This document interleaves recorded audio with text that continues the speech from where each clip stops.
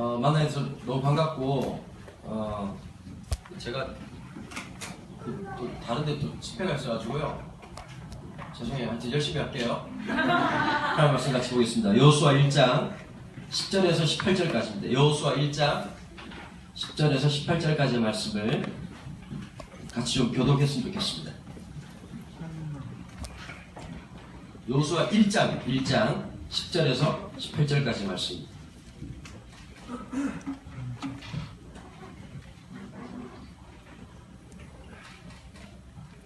제가 10절 읽으면 여러분들 11절 읽으시면 되겠어요? 이 여호수아가 그의 백성의 관리들에게 명령하여 이르되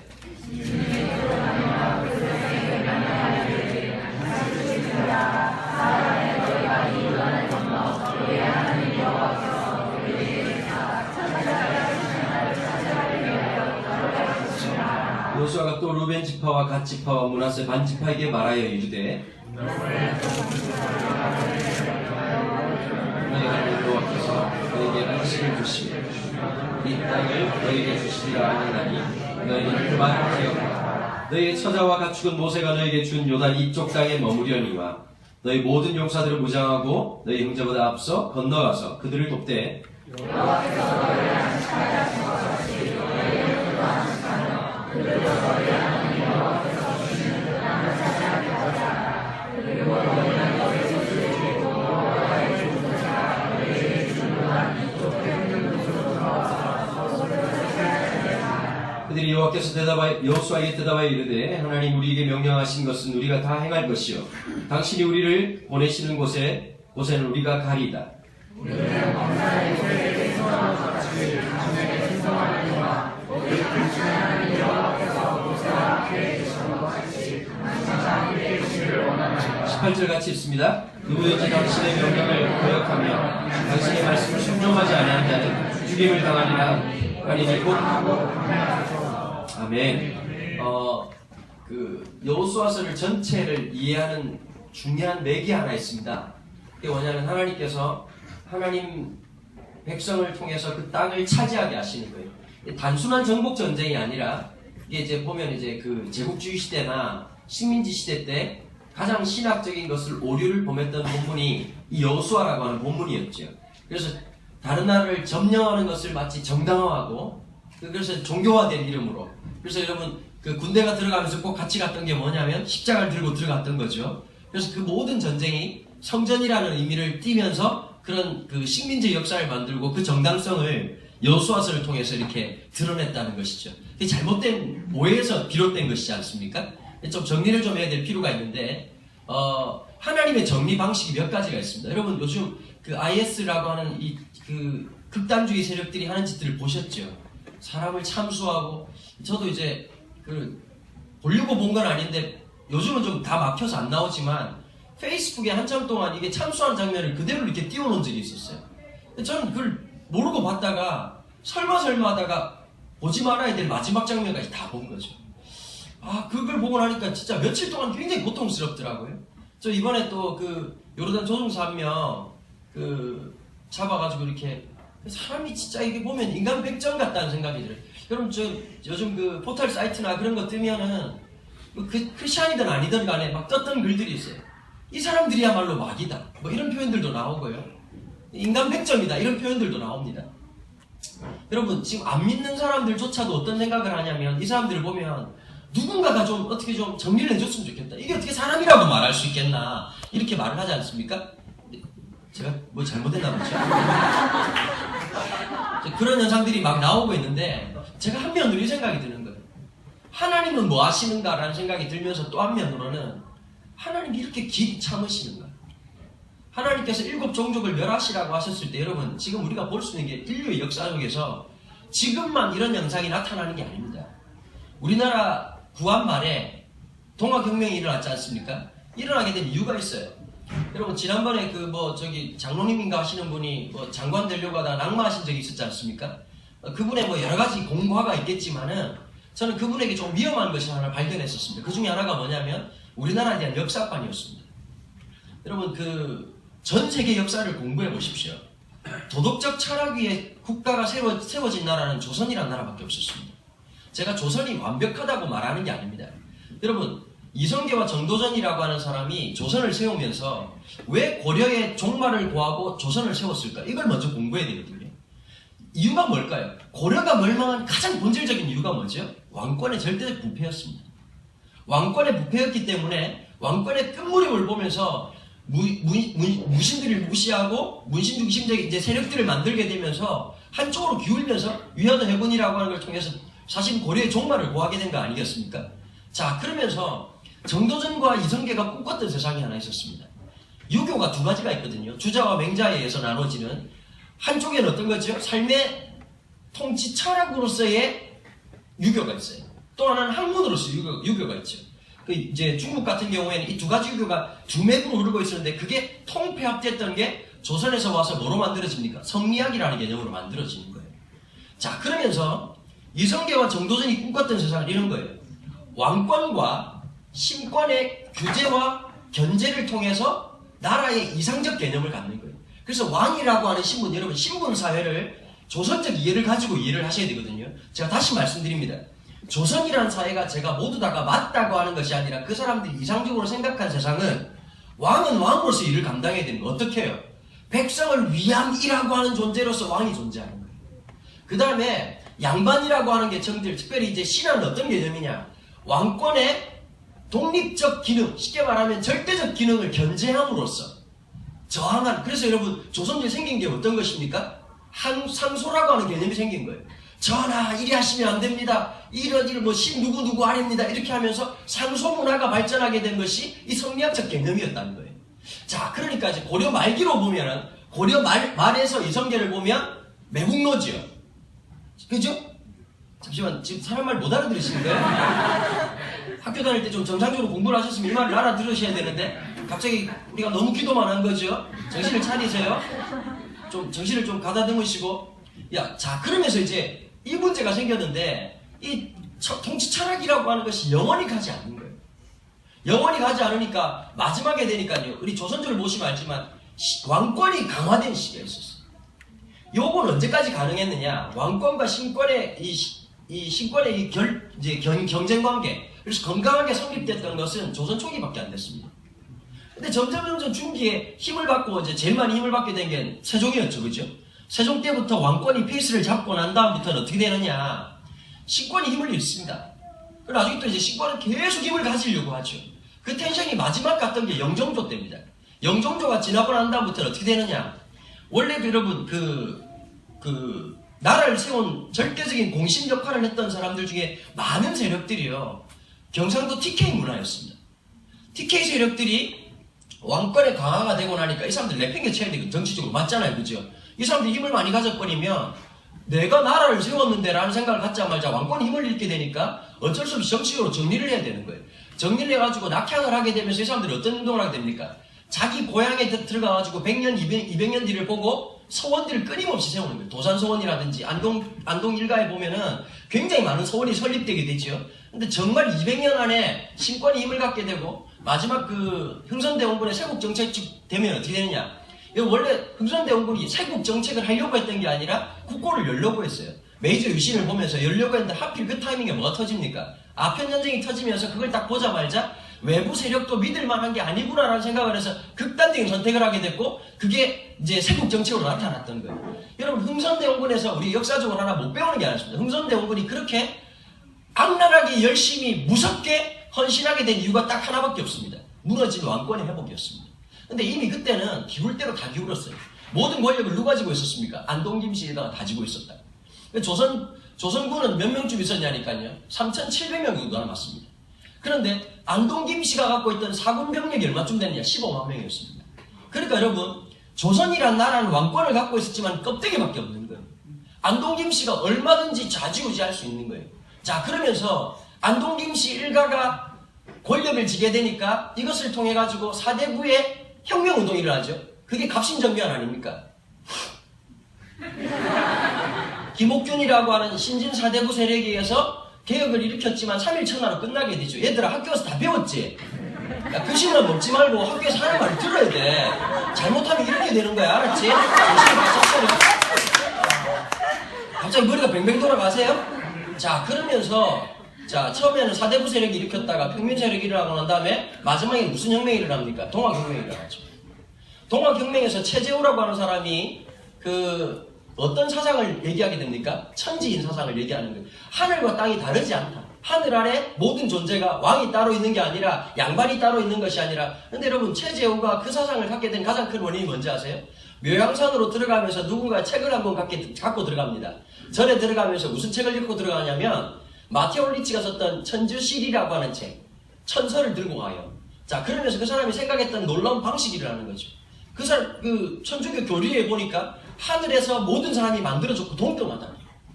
자, 그러면서 최재우가 무슨 말을 하죠? 이것은 서쪽에서 와서 서학이라 하였으니 우리는 동쪽에서 시작됐으니까 동학이라 하리라. 그리고 동학이 나온 거예요.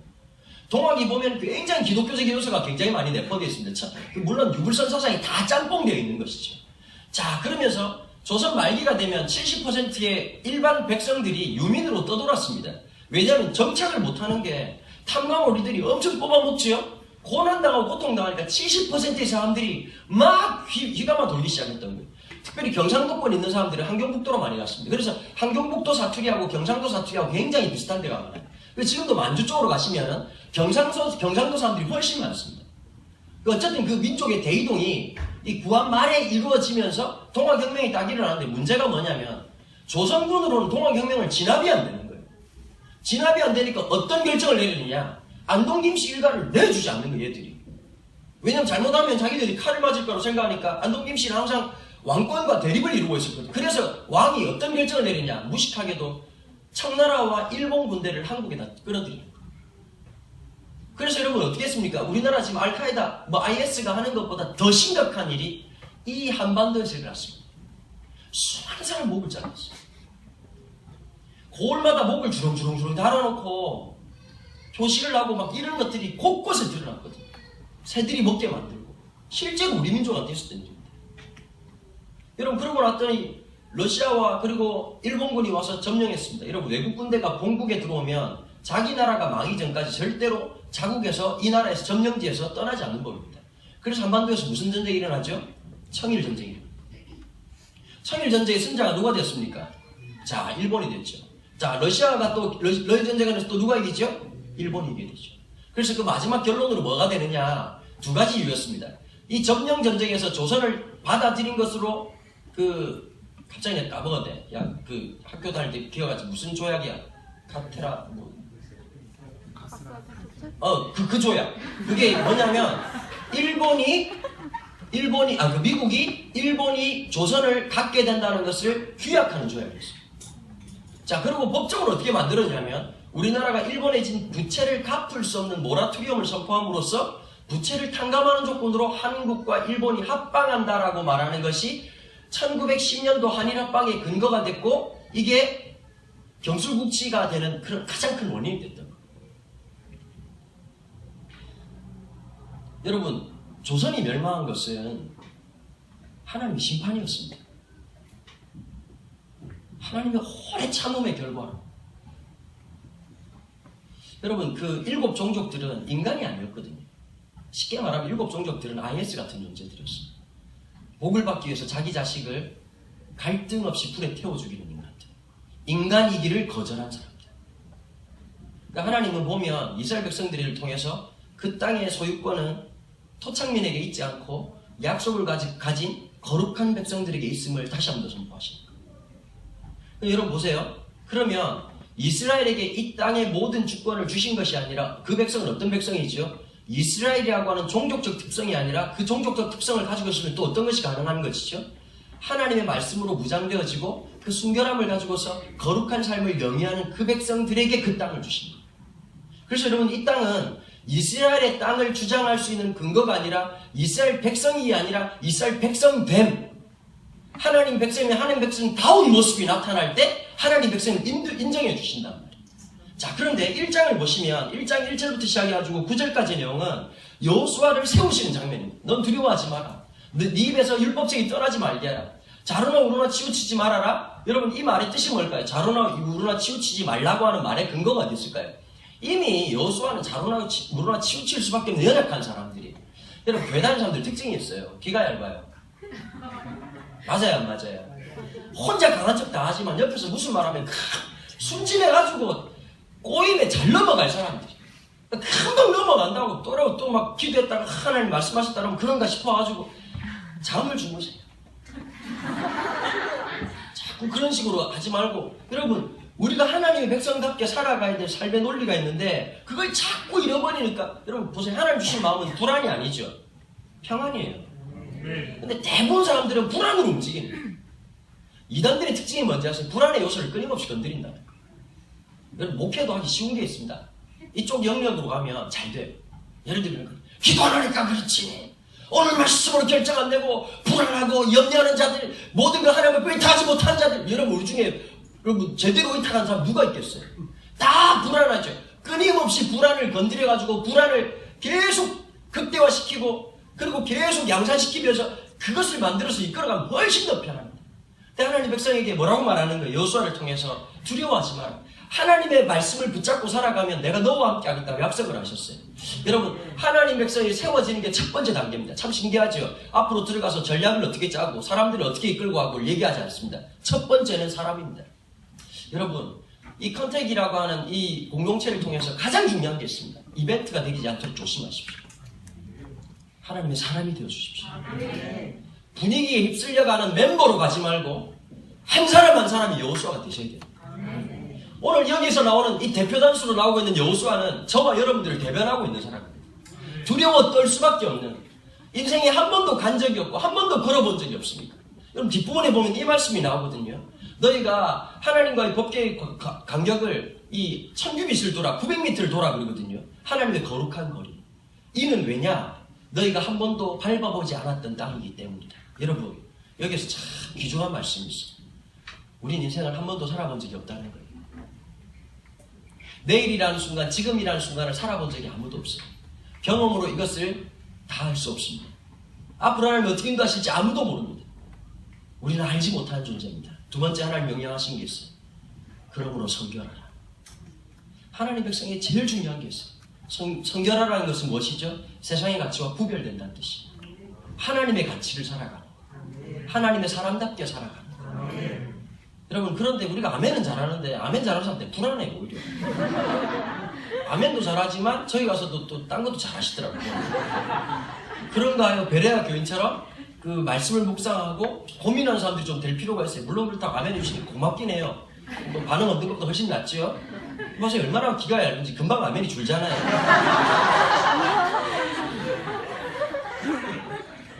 여러분, 우리가 모르는 인생을 살아가는 것입니다. 그래서 두렵고 뭘 갖고 싶은 거죠? 안전 보장을 갖고 싶은 거죠. 왜 사람들이 돈에 미치는지 아세요? 미래에 대한 마지막 강력한 해답이라고 생각합니다. 좋은 대학을 왜 가려고 그럴까요? 미래에 대한 보장을 얻고. 사람들은 항상 믿음을 원하지 않고 뭘 원하는지 아세요? 보장받고 싶은. 보장받고 싶은 거. 여러분 믿음을 원하세요? 보장을 원하세요? 믿음 인치 않은 보장 아니세요? 여러분, 우리의 마음속에 하나님이 절대 속지 않으시거든요. 내일의 주인 되신 그 하나님 신뢰한다는 게 진짜 어렵습니다. 하나님 눈에 보입니까? 여러분 귀에 들리십니까? 손에 잡히십니까? 물론 가끔씩 들리는 것 같고 손에 잡힐 것 같은 느낌이 들 때가 있지만 일상으로 돌아오면 그렇지 않지 않습니까? 그러니까 기도원에 사시는 분들이 기도원에 왜 사냐면 거긴 계신 것 같거든. 일상으로 돌아오고 설거지할 때 하나님 안 계신 것 같은 거예요. 여러분, 여기 수련할 때 여름에 막 겨울에 막 열심히 막 같이 팀 사회 가다가 갑자기 학교로 돌아가거나 아니면 직장에 딱 돌아가는 순간 하나님 안 계신 것 같죠? 그럴 때가 있습니다. 위기가 딱 오거든. 하나님이 안 계신, 그래도 어떤 신학자가 이런 멋진 말을 했어요. 하나님이 안 계신 것 같은 이 세상을 하나님이 계심으로 고백하고 살아가는 그 백성. 우리의 정체성입니다. 하나님이 없는 것 같은 이 땅에 하나님의 계심을 믿고 말이에요. 그러니까 또라이지요. 보세요. 제가 갑자기 여기 아무도 없는데 너 가만히 있어? 여기 앉아 있어야 된다. 죄송해요. 야, 데려왔는데 좀 떠드네요. 그럼 여러분들 날 또라이로 볼 거 아닙니까? 지금 이 말도 못 알아들으시죠, 지금? 사람 눈에 안 보이는 거예요. 그쵸? 그런데 있는 것처럼 사니까 또라이가 되는 거죠.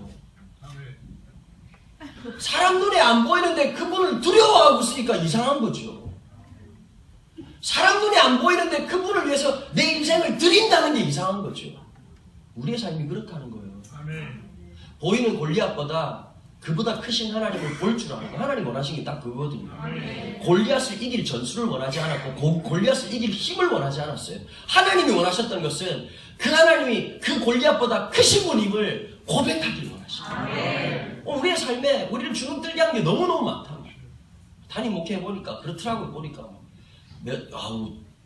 요즘 있잖아요. 건물이 달라 보여. 난 이 정도만 있어도 야 이거 담임 목사 되면 이 생각한다? 이렇게 의자가 좋다 이런 생각이 아니라 이거 달세가 얼마일까? 이런 생각이 갑자기 들어요. 주차가 몇 대 할 수 있을까? 여러분 그게 본능적으로 돼요. 한번 시달려 보실 축하합니다. 담임 목회를 한번 해보십시오. 그럼 금방 느껴져요. 이 교회는 숫자가 얼마 정도 되면 이렇게 되겠구나. 여러분 거의 본능적으로 움직여지더라고요. 그리고 끊임없이 부담이 됩니다. 제 아버지도 개척하셨어요. 이번에 은퇴하시거든요. 원로 목사님 되셨다고. 내가 억울한 게 하나 있었다. 보통 아버지가 죄송해요 이런 표현을 써서 개고생을 하시면 자식은 좀 낳아야 되지 않습니까? 나는 우리 집안에 뭘 잘못했는지 모르겠지만 2대가 까인 데를 또 까이고 있어요. 그냥 아버지 개척 아들 개척 이거 자자손손 이런 고통을 주시는구나 이런 마음이 들었지만 여러분 현실적으로 볼 때 답이 진짜 많거든요. 아브라함이 자식 아들 이삭을 드리려고 할 때 이삭의 마지막 한마디 아버지 햇불도 있고 다른 건 다 있는데 양은 어디 있습니까? 그럼 그 아버지가 너야 이 새끼야 이렇게 말할 수 없죠. 뭐라고 말씀하시죠? 그 먹먹한 마음속에 여러분 아내가 가끔씩 그런 말 할 때 있거든요. 여보 우리 앞으로 어떻게 되는 거야? 말 못하는 남편으로 산다는 게 얼마나 불행한지 아세요? 전세 계약이 몇 달 뒤로 왔단 말이에요. 곤두서는 거예요. 골리앗 제가 경상도 사람이니까 사투리 쓸게요. 천지 빼깔이에요. 억수로 많거든요. 골리앗이 막 전세 대급으로 나오기도 하고 주인집 아줌마로 나타나기도 하고 그 다음에 갑자기 막 전기세 애들 처먹는 거 막 영수증 날라오고 막 가슴을 처먹 내려앉고 골리앗 많습니다 살면서. 그러면서 무슨 마음이 드느냐니까 옛날에 참 교만했다는 생각이 드는 거예요. 목사님들 왜 목회를 저렇게 하는 거야? 해보니까 여러분 나중에 엄마가 저렇게 사니까 진짜 공상 맞죠? 너도 그렇게 하고 있을 거예요. 10년, 몇십 년 지나고 나면 똑같은 짓 하고 있는 거예요. 제가 깜짝 놀랐다니까요. 내 아이 보고 그렇게 말할 거라고는 생각을 못 했는데 내가 말하면서 내가 놀랐어. 이거 누가 많이 하던 말인데 이 생각이 들어요. 사람이 무서운 게 하나 있습니다. 보고 배운 대로 삽니다. 그게 무섭습니다. 세상에 우린 따로 학습할 필요가 없어요. 자동으로 학습되어 있어요. 교회 오면 그래서 박영선 목사님 이런 말을 했어요. 남북의 박영선 목사님이 사람들이 세상 살고 오면 지네들 다 빨려가지고 예배당 온다. 그 예배 끝날 때쯤 돼가지고 믿음이 생길까 말까. 여러분 목사가 설교할 때 제일 힘들 때가 주일날 설교예요. 일단 거반 죽어서 와. 중환자실도 호흡 불가능 자가 호흡 안 된 채로 와가지고 이러고 와가지고 있다가 찬양하잖아요. 저렇게 부드러치고 내가 보니까 우리 함수 전사님은 내가 볼 때 이 기독교 CCM계에 하드락커예요. 보면 기쁜 찬양인데 왠지 그 락 스피릿이 떠있어요. 왠지 주님도 막 이렇게 해야 될 것 같고 주님이 막 이러는 거야. 야, 높임 받기 더럽게 힘들다 야. 너무 그러지 마라 야. 주님 그렇게 말할 거야. 막 그렇게 후드려쳐서 찬양하고 막 기도 좀 하면 좀 돌아오잖아요. 그죠? 끝나갈 때 하면은 안녕! 이러고 돌아와가지고 다음날 되면 또 리셋돼. 그게 우리의 삶입니다. 첫 번째 하나님으로 세워졌다는 거 잊지 마십시오. 두 번째 중요한 본문이 10절부터 18절까지입니다. 오늘 중요한 것이 하나 있죠. 사람들을 다 불러 모았습니다. 먼저 말하는 게 뭐죠? 우리가 사흘 뒤에 요단강을 건너가게 될 것이다. 이제 본격적으로 드디어 이제 7종족을 물리치러 갈 것이다. 여러분 12지파에게 땅을 나눠줬지 않습니까? 레위지파를 뺀 12지파에게 땅을 나눠줬습니다. 근데 보면요 오늘 본문에 12절 보십시오. 루벤지파, 갓지파와 므낫세 반지파 그러니까 두 지파 반에게는 원래 여러분들 보시면 내가 지도를 없으니까 중간에 요단강이 있어요. 요단강이 있고 오른쪽이 뭐라고 표현해야 하니까 해 뜨는 곳이에요. 근데 원래는 요단강을 건너서 이쪽 지역을 주님께서 12지파를 나누기를 원했지만 두 지파 반이 요단강 오른쪽 편에 이미 자리를 잡았다. 그걸 누가 인정했습니까? 모세가 인정하고 하나님 인정하셨거든요. 그러니까 두 지파 반은 게임이 끝났어요 안 끝났어요? 점령 전쟁이 끝난 상태라고. 근데 제일 먼저 누구를 부르냐? 이 여호수아가 이 두 지파 반을 불러서 이렇게 말하는 거예요. 너희 아내들하고 가축은 여기 돌아. 점령한 땅에 돌아. 그러나 너네들은 제일 먼저 앞장서라. 앞장서서 요단강을 건너자 말자 너네들이 이 전쟁이 끝날 때까지, 정복전쟁이 끝날 때까지 너희 동족을 위해서, 다른 지파를 위해서 헌신하고 싸워야 된다. 가장 그것도 뒤에 쳐지면 안 된다. 가장 앞장서라. 여러분 중요한 게 있어요. 만약에 여기서 각 지파 간의 땅 따먹기로 끝났다라고 하면 두 지파 반은 끝났어요. 그러면 자기 지파 끝나면 다 끝나고 마지막 남은 놈은 죽을 똥 살 똥 싸워야 돼요. 그러니까 복불복이 되잖아. 맞아요, 맞아요. 근데 뭐라고 말하는 거죠? 어느 지파도 못 돌아가. 누가 돌아가지 않는 이상. 이 두 지파 반이 가장 먼저 땅을 점령한 이 두 지파 반이 앞장서 싸우는데 딴 놈들이 우린 전쟁 끝났으니까 집에 가겠다는 말을 해요, 못해요? 여기서 중요한 것이 나오는 거예요. 하나님은 땅을 점령하기 전에 사람을 세우시고 두 번째 공동체 정신을 주셨다. 한국 교회는 잃어버린 게 하나 있어요. 너무 개교주의가 강한 거예요. 지역을 볼 줄 모르는 거예요. 한반도 전체를 볼 줄 모르는 거예요. 내 교회가 할렐루야 아멘 하면 그걸로 만족하는 거예요. 옆 교회가 쓰러지든 자빠지든 아무 관심이 없어. 여러분, 하나님 백성이 우리가 이 땅 위에서 주의 땅으로 선포한다고 말하고 하나님 영광을 말한다고 말하면서 우리가 잃어버린 게 하나 있죠? 뭡니까? 10절부터 18절까지 이 공동체 정신을 잃어버린 거예요. 그런데 제일 먼저 충성선언을 누가 합니까? 나머지 지파가 아니라 두 지파 반이 우리가 가장 먼저 앞장설 것입니다. 우리가 가장 먼저 헌신할 것입니다. 오히려 여호수아에게 뭐라고 말하죠? 강하고 담대하십시오. 우리가 끝까지 가겠습니다. 아멘. 여러분, 앞으로 우리 다음 세대 우리 청년들이 가져야 될 의식이 뭘까요? 내 교회를 넘어설 수 있는, 하나님 나라를 볼 수 있는 유니버스 처치, 보편적 교회를 볼 수 있는 눈과 관점을 가져야 된다. 아멘. 여러분, 이 시각을 실패하는 순간 한국 교회는 같이 넘어집니다. 대형 교회가 한국 교회를 살리는 것이 아니라, 교회라고 하는 시스템이 살리는 것이 아니라 공동체 정신이 우리 가운데 회복될 때 하나님의 영광이 회복될 줄로 믿습니다. 아멘. 내 문제가 아니라 함께 할 수 있는 거예요. 여러분, 한국 사회가 지금 제일 문제가 생기는 게 어떤 걸까요? 하나님, 제가 작년 가운데 우리에게 주셨던 것이 4월 16일 날 세월호 사건이 터졌습니다. 같이 적어도 이데올로기를 넘어서고 정치적 이점을 넘어서서 부모의 마음으로 가슴 아파해야 그게 공동체입니다. 그게 건강한 사회입니다. 그런데 여러분, 그 사건 앞에서 이데올로기로 장난치고 정치 세력으로 장난쳤단 말이에요. 그럼 가장 상처받은 사람들이 누굴까요? 희생자 어머니들이. 고통을 하는 사람. 여러분, 이게 한국교회의 수준입니다. 누가 댓글을 올리고 세월호 사건 얘기하니까 저보고 그런 얘기를 하더라고요. 좌파라고 얘기를 하더라고요. 여러분, 저는 오른손잡이입니다. 저는 아까 식사할 때도 봤겠지만 고추장도 먹지 않습니다. 전 노란 빨간 걸 싫어합니다. 여러분, 중요한 게 뭘까요? 이데올로기적 관점을 못 넘어서는 순간 한국교회는 절대로 민족의 대통합, 통일 못합니다. 넘어가야 되는 거예요. 개인의 이해, 여러분 보세요. 두 지파 반이 속상할 때가 있을 거 아니에요. 가장 먼저 앞장서는데 지파별 이기주의로 하면 제일 먼저 열받을 사람이 누굴까요? 이 두 지파가 아니거든. 야, 우리는 올 필요가 없는데 내가 이 짓 왜 하나? 이 생각 드는 거예요. 아마 여러분 컨택을 하면서 그럴 때가 있거든요. 내가 왜 이런 짓을 해야 되나? 내가 왜 이런 수고를 해야 되나? 왜 이런 일들을 해야 되나? 라고 생각할 수 있어요. 여러분, 그러는 순간 다 무너지는 거예요.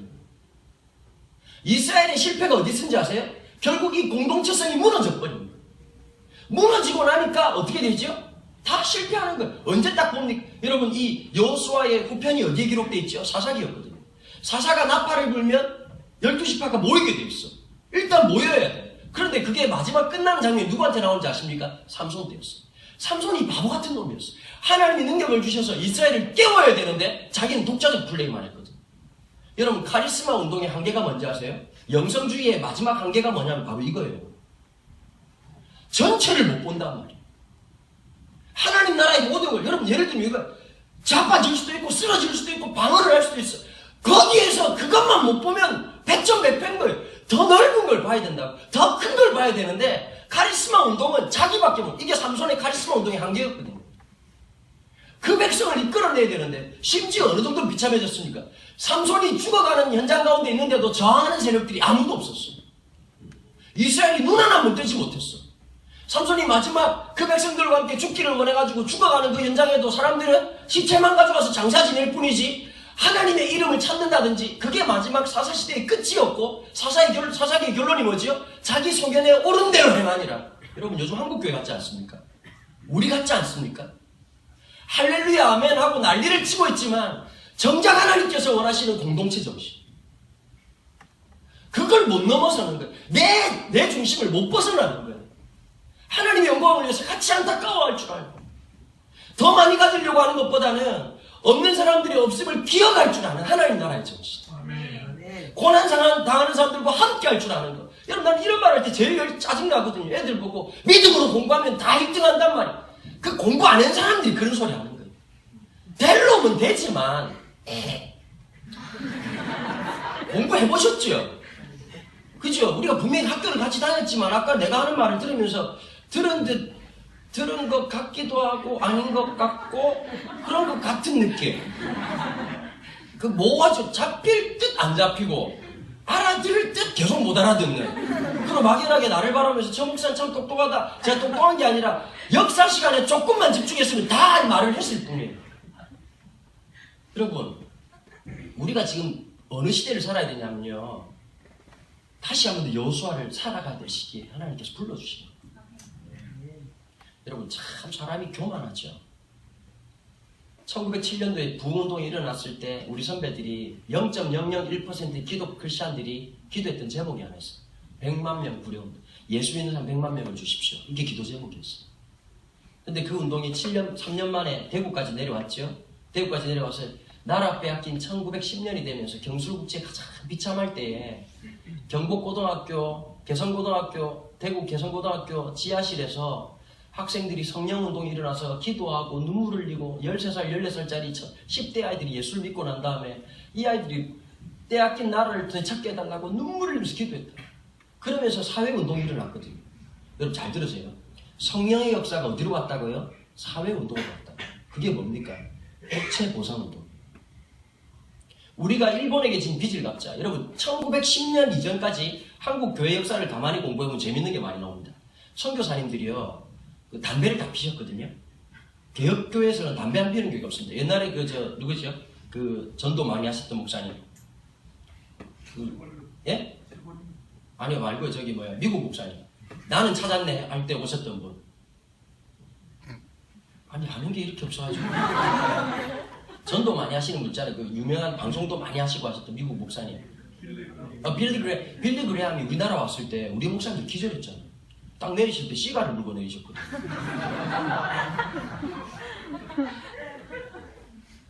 목이 간 거죠. 그 다음에 또 여러분 기독교 문필가 중에 영국에서 유명한 분 있죠. 예? 아는 게 없어요? 갑자기 요즘 내 머리가 왜 이런지 모르겠어. 갑자기 안 떠오르세요? 영국에서 유명하셨던 분. 예? 스펄전 말고 스펄전 뒤에. 존 스타트 앞에. 갑자기 안 떠오르네. 그 아저씨. C.S. 루이스가요. 이분은 책을 쓸 때마다 뭘 좋아했냐니까 럼주를 그렇게 좋아하셨어. 언제 성령을 경험했냐니까 딱 한잔 하시고 그분이 딱 오셨어. C.S. 루이스가 골초에다가 이걸 잘하신 분이었거든요. 개혁교회를 가보면 술, 담배 안 한 나라는 대한민국밖에 없습니다. 그게 왜 그런지 아십니까? 국제보상운동 때 우리가 일본에게 진 빚을 갚기 위해서 어떻게 할 것인가? 우리부터 술 먹지 말고 담배를 끊자. 금주금연운동이 1910년도부터 교회에서 일어나기 시작했다. 그래서 한국교회 교회 역사학적으로 여러분 금주금연이라는 건 굉장히 의미가 있는 거예요. 성경신학보다 넘어서 가지고 교회 역사로서의 굉장히 의미가 있는 거예요. 우리 선배들은 달랐다. 자기를 희생할 줄 알았어. 자기를 내놓을 줄 알았어요. 여러분 한국교회가 터전이 어떻게 됐죠? 여러분 이 척박한 땅, 안 믿는 사람들이 그렇게 많았던 복음이 들어갈 수 없는 땅 위에 수많은 사람들이 이 두지파방 같은 삶의 고백이 있었던 거예요. 자기의 배부름보다 자기의 성공보다 이 민족을 아파하는 사람들, 이 땅을 사랑하는 사람들이 있었어요. 그런데 교회가 어떻게 됐습니까? 점점 그 정신을 잃어버리고 여러분 점점 자기의 바벨탑을 쌓기 시작하는 거죠. 자기 그 시고지. 그러고 난 다음에 수많은 곳이 무너져도 관심입니다. 여러분, 하나님께서 어떤 결과를 주셨을까요? 하나님이 제일 무서운 게 하나 있습니다. 하나님이 제일 큰 벌은 따로 뭐 우르꽝꽝 쉐시시 이런 거 필요 없고요. 냅두면 끝나는 거예요. 성경에 보면 이런 게 있죠. 하나 질문해 볼게요. 이스라엘 백성들이 광야에 들어갔다 말 더럽게 안 들어가지고 우리나라 성경에 영어 성경에도 잘못 번역이 되어 있는데 불뱀과 정갈을 보냈다 그랬거든요. 영어도 보면 샌드라고 되어 있고 우리나라 보냈다고 되어 있어요. 여러분은 바보가 아닌 이상 불뱀한테 물리시겠습니까? 아니 그 정도 운동신경이 없으세요? 뱀이 오는데 뱀이 오는구나. 아씨 물었네. 그래. 이럴 사람은 아무도 없는 거 아니에요. 그죠? 정각이 오는데 치기 빠르네. 아씨 갑자기 죽고 싶네. 그럴 사람은 아무도 없다는 거예요. 맞아요 안 맞아요?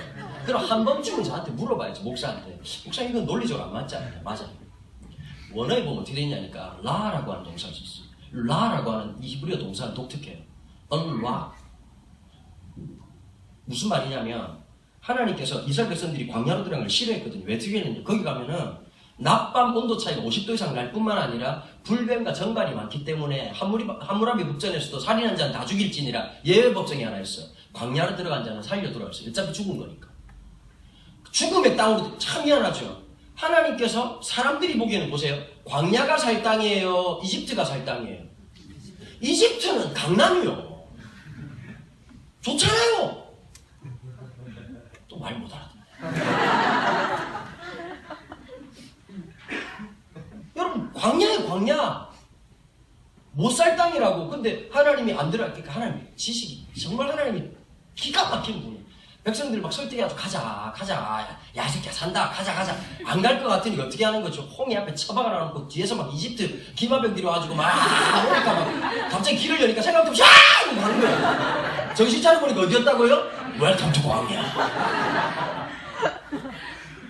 들어가서 3일 만에 마라에 가서 쓴물을 맛보자마자 막 입을 막 욕을 엄청나게 하고 이런 십장생이 뭐 와우 이러면서 뭐 시베리아 러스키 이런 거 난리가 났다. 하나님 불편했던 게 있어요. 그 이스라엘이 참 못 잊고 있었던 게 하나 있죠. 하나님께서 하나님 없이 살아가는 그 백성들에게 하나님 없는 세상이 뭔지를 보여준 것이 뭐죠? 불뱀과 전갈의 입을 열어놓으신 거예요.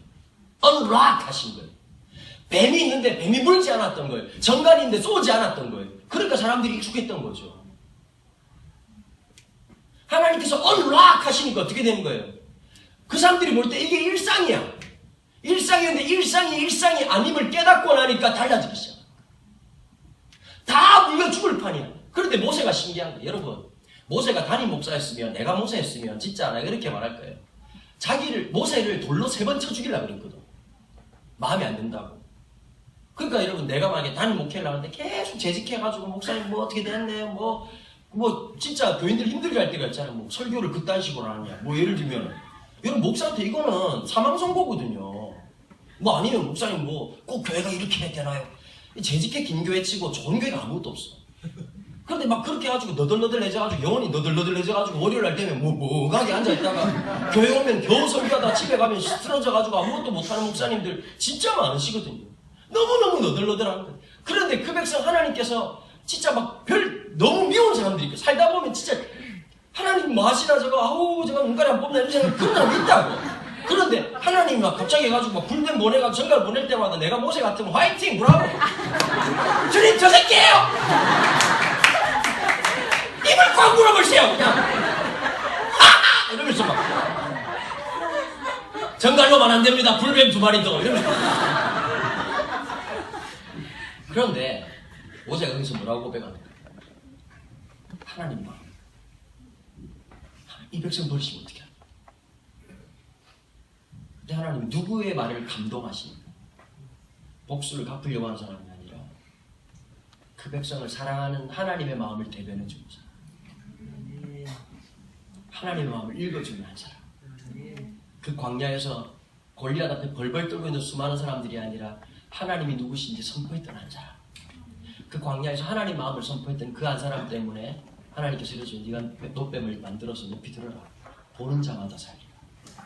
이게 굿뉴스지 않습니까? 수많은 사람들이 보내서 보면 산다.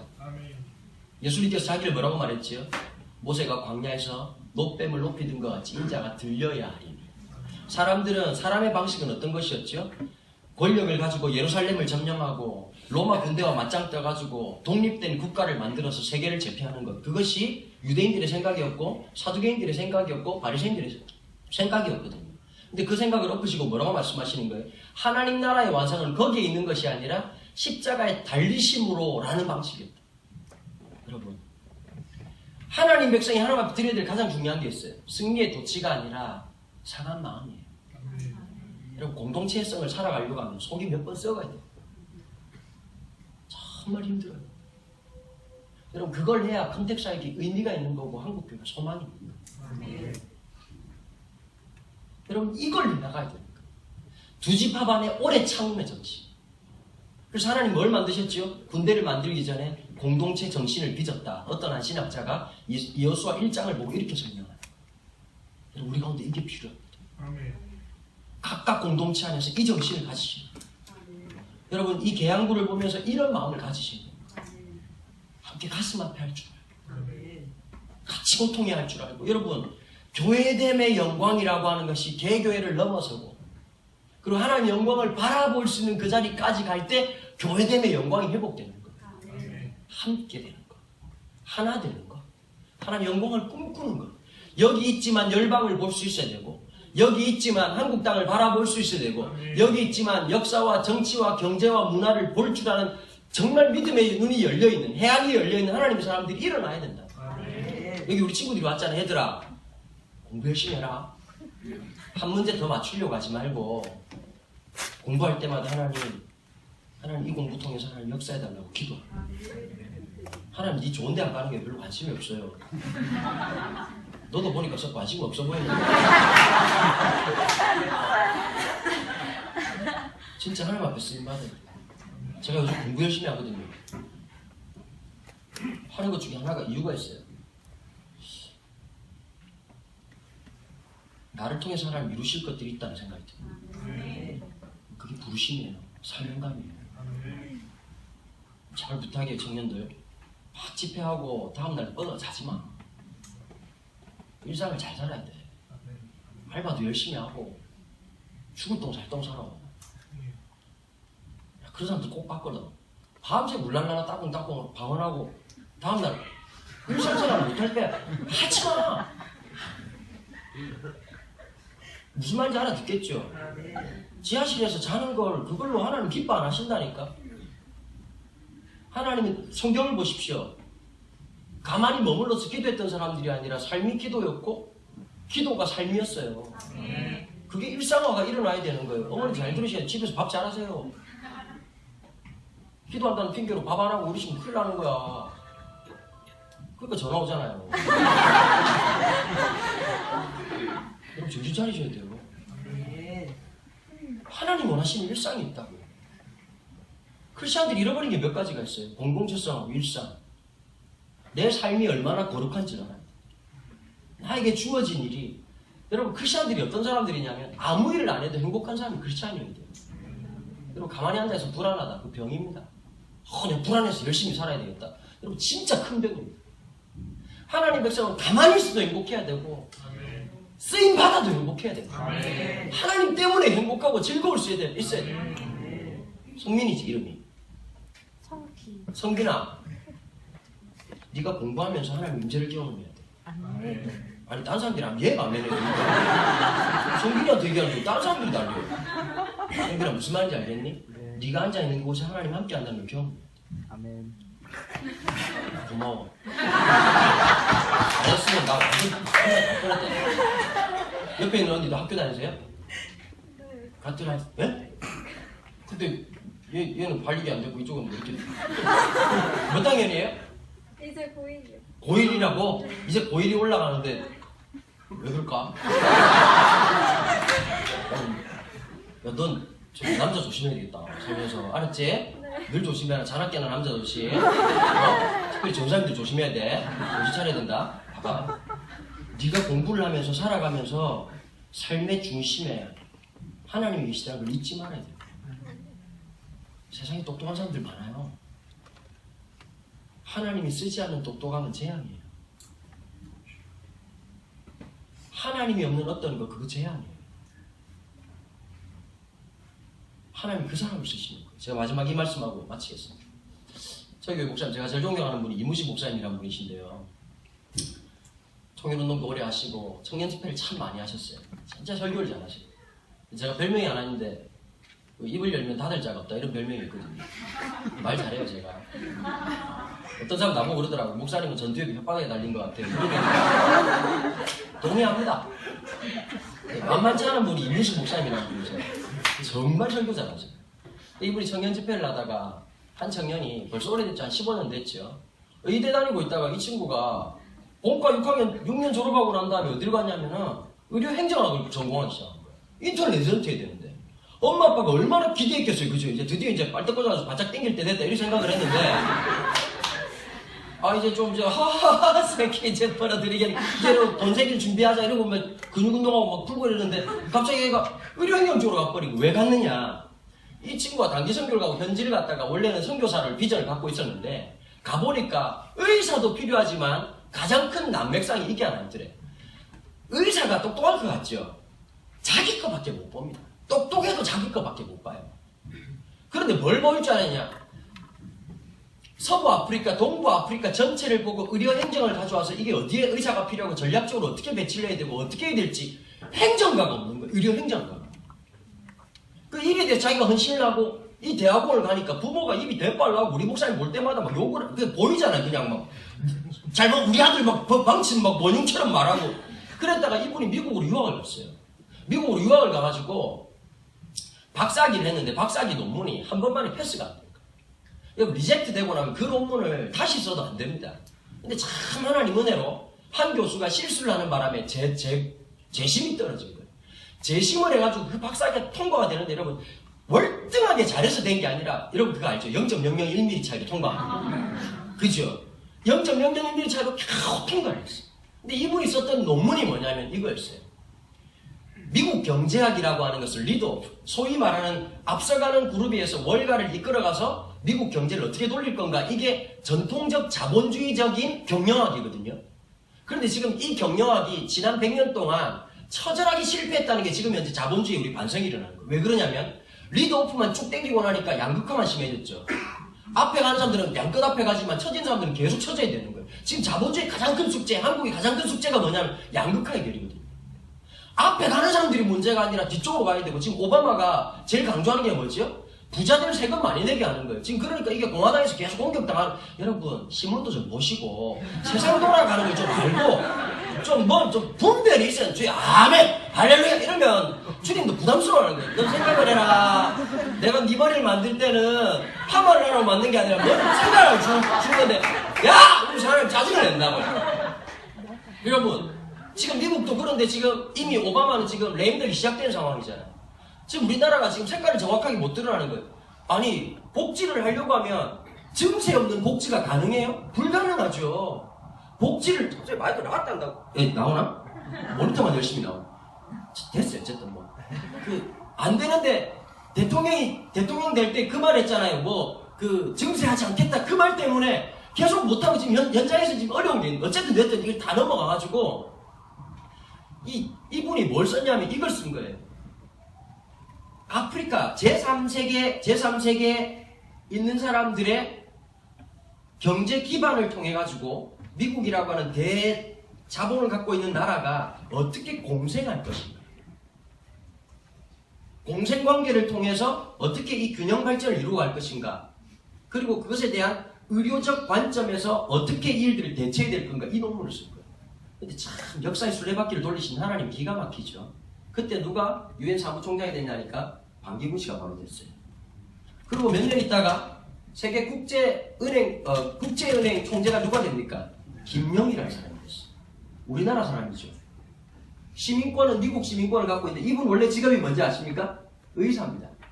의사고 NGO 단체로 아프리카에서 선교사처럼 오랫동안 있었어요. 근데 이분이 이 이해를 갖고 있는 거예요. 이 사람들 돕기만 하면 되는 게 아니라 제3세계를 개발하지 않은 이상, 봐보세요. 미국이라고 하는 내수시장을 그걸로만 해가지고는 아무 의미가 없거든요. 같이 동반 성장하지 않으면 이건 이제 끝나는 거예요, 지금 이게.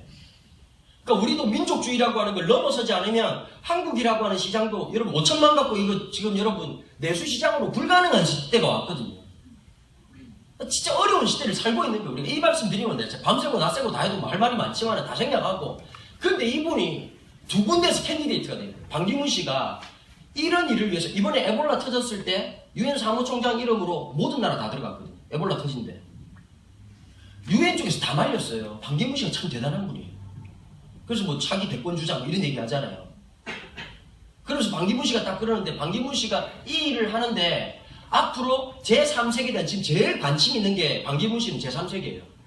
제3세계 경영, 경제, 그리고 이 의료계통이 지금 아주 낙후되어 있는 이 의료계통을 누가 이끌 건가 하고 사람을 추천을 받았는데 누굴 추천받았냐니까 이분이 1순위로 추천이에요. 논문 때문에. 동시에 또 어디로 추천을 받았느냐. 예일대학교 경영학부 전교수로 추천을 받았어요. 여러분 예일대학교에서는요. 자연공학 쪽에서는 지금 일본 사람도 있고 한국 사람도 있습니다. 인문계 쪽에서 30대로 아시아인이 전교수로 캔디데이트 된 건 이번 처음입니다. 왜냐하면 미국 경영학이 회심을 하고 있다 이렇게 표현하거든요. 우리 입장에서는, 개혁주의 입장에서는. 왜냐하면 드디어 이 사람들이 자본주의라고 하는 논리를 넘어서가지고 공생이라고 하는 것을 보기 시작하고 전체를 보기 시작하면서 이 자본이라고 하는 그 우상적인 세력들에 대해서 새로운 관점을 갖기 시작했다 이런 표현을 써요. 근데 이분이 뭘 선택했겠습니까? 유엔에서 일을 하고 계십니다. 지금 여러분 에볼라 사태 터졌죠? 이거 전체 지휘하신 분 누구냐? 이분이세요. 여러분 이거 하나 다 해보셔야 돼요. 자기를 위해 살았다면 그렇게 하지 않았겠죠. 믿음으로 열방을 보는 사람이었어요. 하나님께서 누구에게 맡기실까요? 야망을 가진 사람이 아니라 하나님의 비전을 가진 사람. 하나님의 뜻 앞에 헌신하는 사람. 내 것으로 삼지 않고 주의 것임을 고백할 줄 아는 사람. 언어를 넘어서고 문화를 넘어서고 가치관을 넘어설 줄 아는 하나님의 백성. 얘들아, 기도를 해도 이런 걸 놓고 기도하는 거예요. 기도할 때 장가지 부러뜨리는 기도 말고 산맥을 잡을 수 있는 기도. 하나님, 저를 통해서 이런 일을 이루어 주십시오. 제 기도 제목이 하나 있습니다. 제 삶을 통해서 수많은 10대들이, 수많은 20대들이, 수많은 30대들이 하나님 영광을 꿈꾸게 되기를 소망합니다. 제가 할 수 있는 너무 작은 일이지만 그 영광을 위해서 헌신하는 거. 우리 시간 한번 다 같이 기도하실까요? 하나님, 이 운동을 통해서 여러분들이 함께하는 이 운동을 통해서 단순한 영적인 만족이나 아멘이나 할렐루야는 분위기를 넘어서서 하나님 공동체성이 회복되게 도와주옵소서. 하나님 나라의 회복 운동의 가장 중요한 것, 공동체성을 회복하고 교회와 교회가 어깨를 맞대고 함께 어깨를 나란히 할 수 있고 함께 손을 잡을 수 있고 함께 공존할 수 있는 영광이 회복되게 하여 주시옵소서. 하나님 이 은혜를 허가하여 주옵소서. 하나님 이 말씀 두 지파만이 헌신했던 것, 요단강을 건너가기 전에 다시 헌신하면서 나는 다 끝났지만 내 백성들이 함께하지 않았기 때문에, 끝나지 않았기 때문에 끝나지 않은 전쟁, 나는 다 이루었지만 내 동족이 함께 이루지 못하기 때문에 끝나지 않은 것이라고 고백하고 살아갔던 두 지파만의 고백이 우리의 고백되게 하여 주시옵소서. 주님 역사하여 주시옵소서. 하나님 우리의 기도를 통해서 교회를 넘어선 영광이 있게 도와주시고 개인주의를 넘어선 영광이 있게 도와주시고 하나님 나라의 영광을 꿈꾸는 은혜가 있도록 축복하여 주시옵소서. 이 시간 우리 다시 한번 기도하며 나가겠습니다. 기도하겠습니다.